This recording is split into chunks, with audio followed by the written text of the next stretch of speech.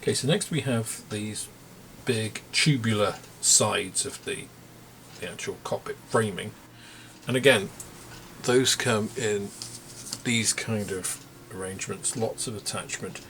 And again, the thing is, these parts, you can see they've already detached. I didn't do that, that's just how they came. They were detached. Got quite big attachment pieces here. You know, these pieces themselves are fairly thin, the actual tubes, you know, which is good. You want them to be in scale. And again, I would probably say you need to take these big pieces off first. So let's do that. And then just move along.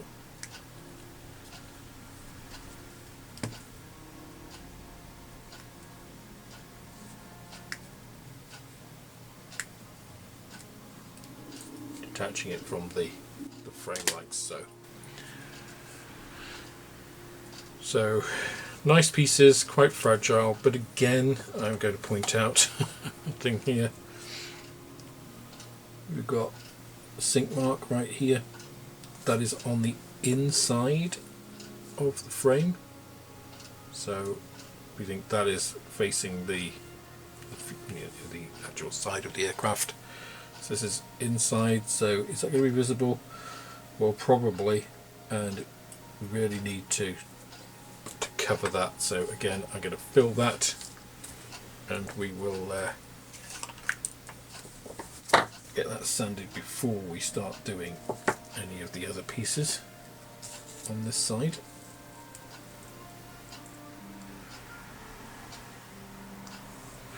Using these sorts of spreaders is great because obviously you're minimizing the amount of sanding you're doing. You will get a little bit of shrinkage, obviously, with any sort of filler, but at least it's minimizing the work. You can always go for a second pass, as I probably will. And it also means that it's quite a thin layer, so it will dry more quickly, because essentially this is a mix of sprue goo and basically a calcium carbonate talc kind of filler to give it a bit more structure. And it's essentially, it will attack the plastic, the solvent, and then it will evaporate and bond to the the walls of the area that you filled. You can clean these nicely because they're metal, and then you're just left with cleaning this piece up.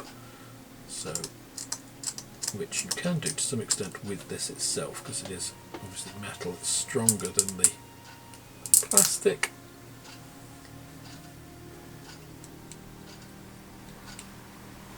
But isn't sharp at all. So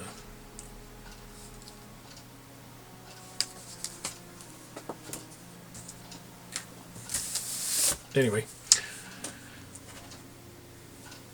so you can see, taking this piece out, it does need quite a bit of cleanup because you've got attachment points on several of these smaller components. Again, is this the best way to do it? I don't really think that casting, moulding, whatever you want to call it, this wheel onto this piece here was really necessary. That could have been separate, could have been glued on, could have just had this framing, put these pieces on.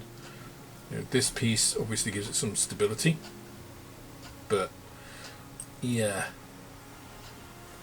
again, some of the design choices are a little bit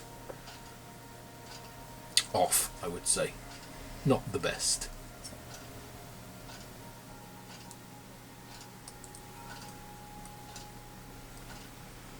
Again, this whole thing, just be very careful when cleaning it up. Again, I'm using a scalpel here for exactly the same reasons I mentioned before.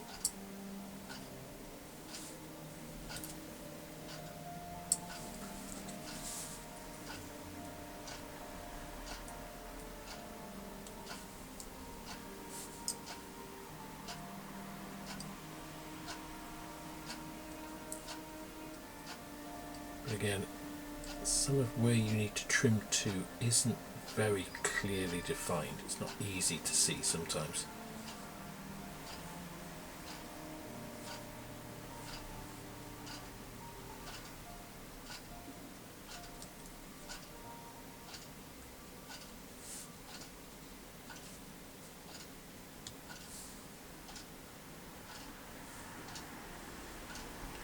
These joining areas as well do have a little bit of flash, which again you're going to need to clean off, and it's better to do it now than when you're starting to glue it and finding out that this doesn't fit. And again, not quite what you expect from a 2020's moulded kit. Now, it's not terrible, it's just slightly disappointing, I would say.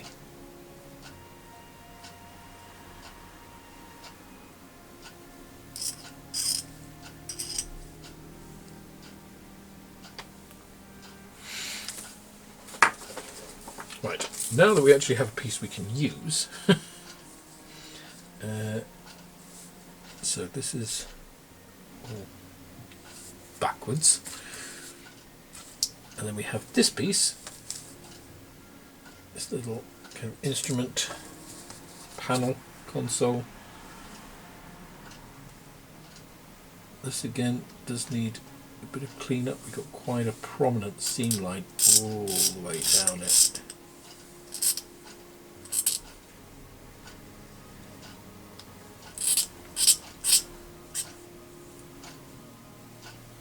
Again, on this side, just a little bit of, as I mentioned before, that kind of imprecision in the way that the plastic's been moulded.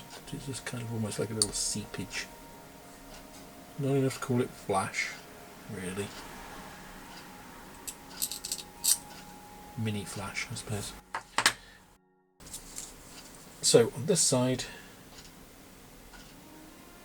so let's see which way round does this go. That way round, I believe. I think. Yes.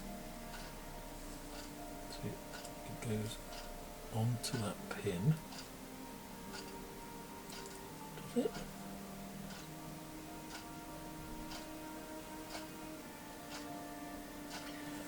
It's not immediately obvious how this fits, actually.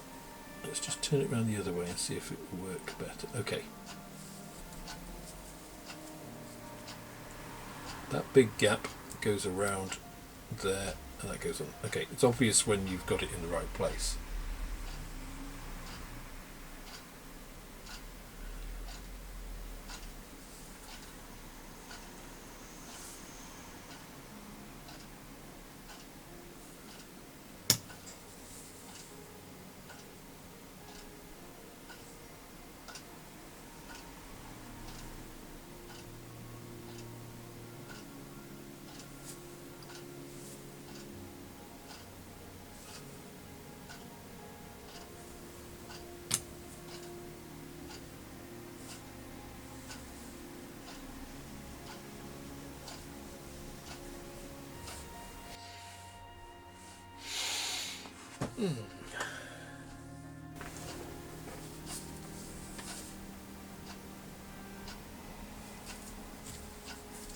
So we do have some quite, delicate, quite fragile pieces here, which do require some very careful cleanup.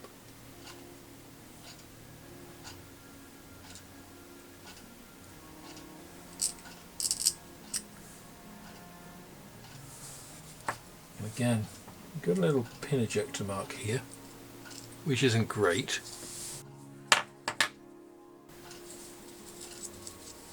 Now I think that's going to be completely invisible because it's going to be against the side here, but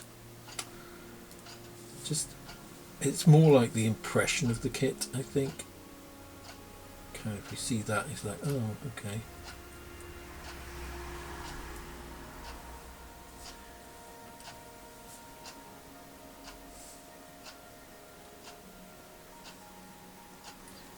Now I'm putting together all of the cockpit components here. I'm going to get it to the stage where I'm going to spray it all. So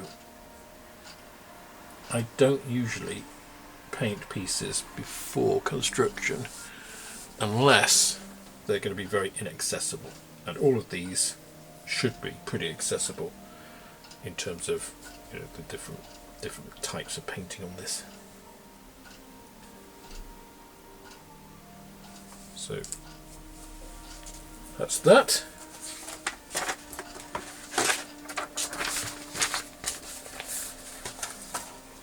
So remember, we're creating lots of little sub-assemblies.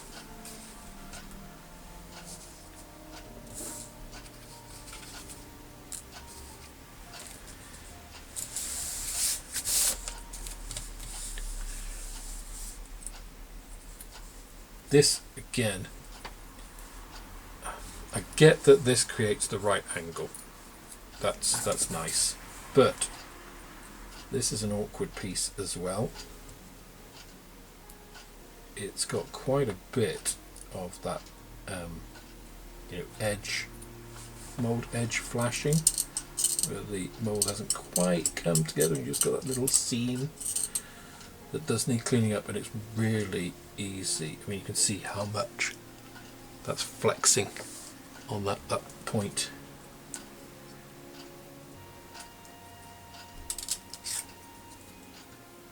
So care needed with all of this, that you don't do something that ends up breaking pieces.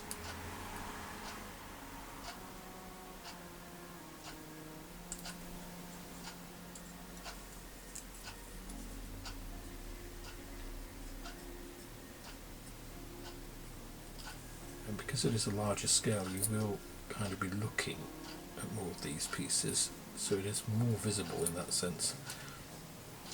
And you have lots of these attachment points which are, you know, inside frames, obviously making sure that the pieces are moulded correctly, but leading to that extended cleanup.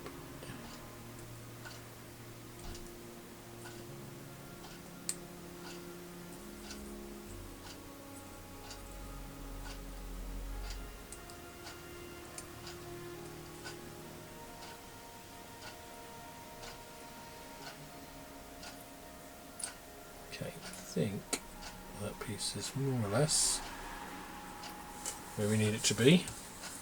We have this pipe.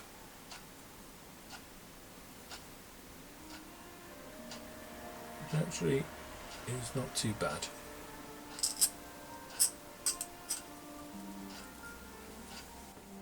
A little bit of a seam back here.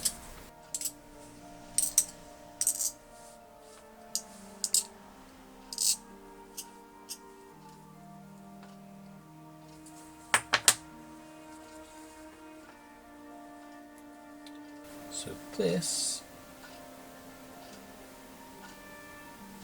goes in like so.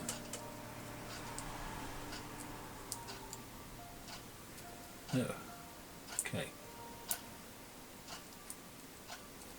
That's again not a great fit.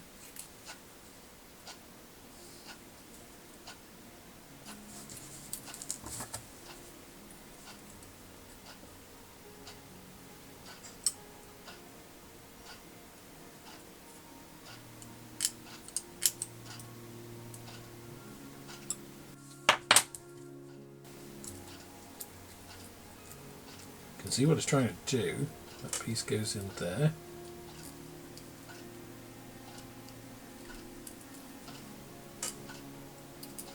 But it wants to be forced out.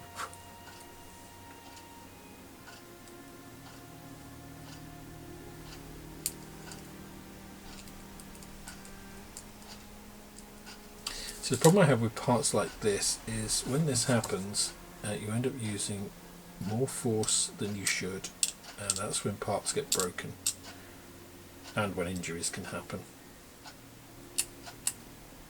Let's trim all of this down, make sure it's nice and able to get into that hole.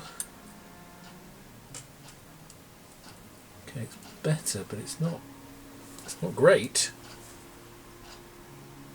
It's trying to resist being in this position. It's kind of pushing away from the board there.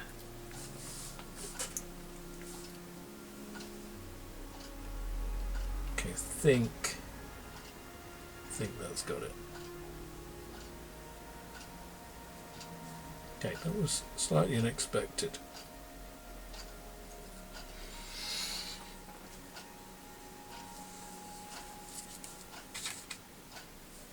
Now let's get this side. We get this frame. And this goes in here, and so it goes with that attachment. But it goes in there and then under like so.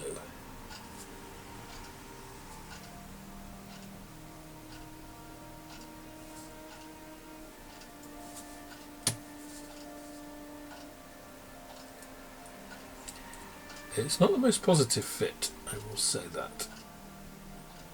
It's you've got a lot of wiggle room there. A lot of wiggle room.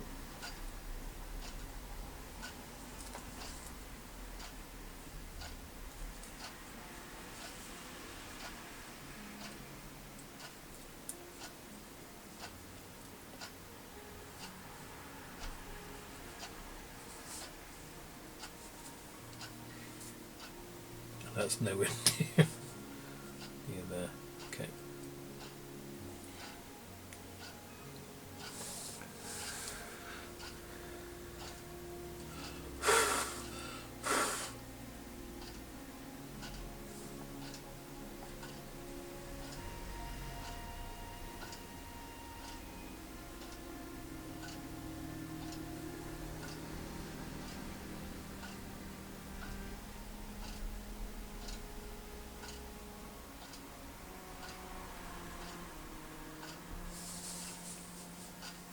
It just doesn't.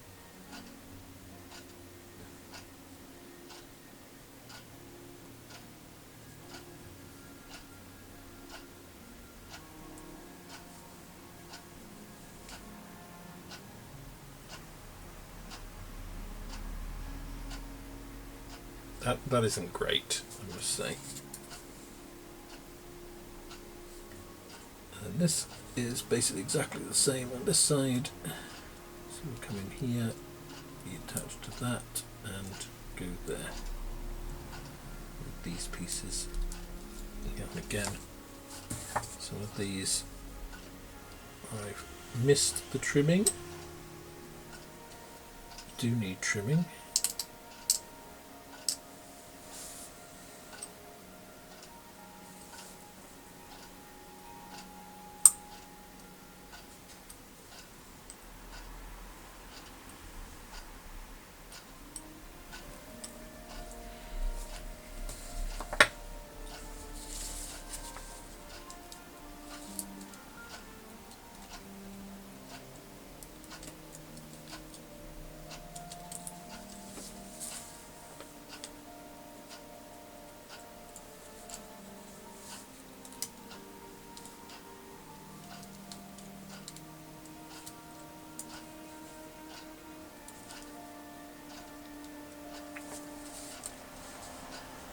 That is not the best fit I've seen. And again, if this was a 1970s or 80s kit, you'd be like, yeah, okay, I expect that.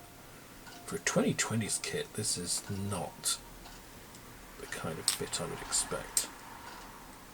And the obvious kind of comparator is the Airfix 124 scale Spitfire, which feels a lot better than this. I mean, these are just, look at this. What kind of fitment is that? Come on, Revell.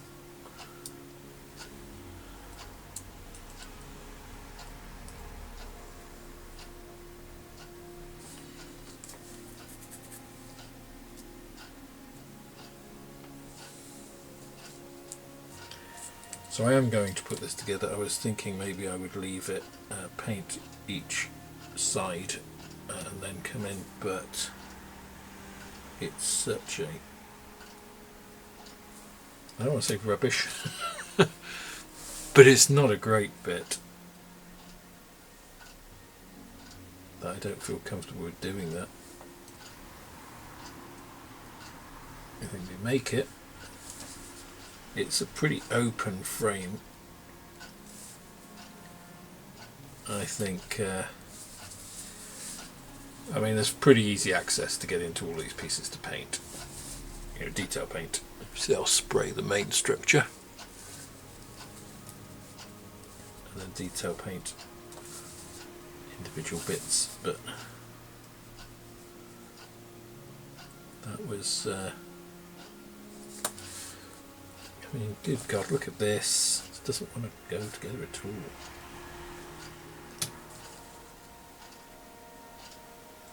This is poor.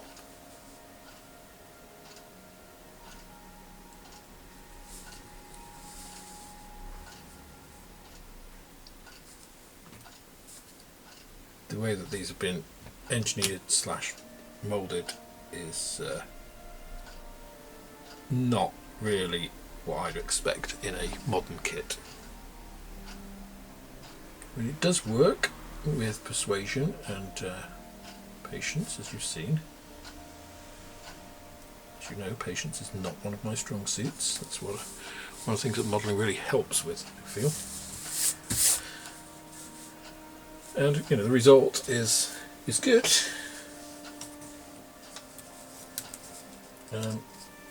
Oh God. So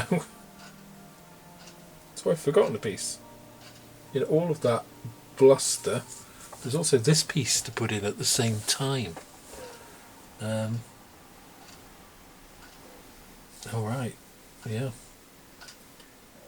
So it goes this way, fits into the bottom here, and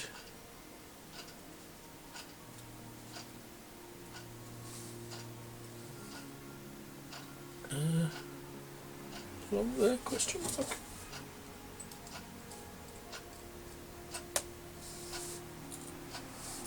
Really?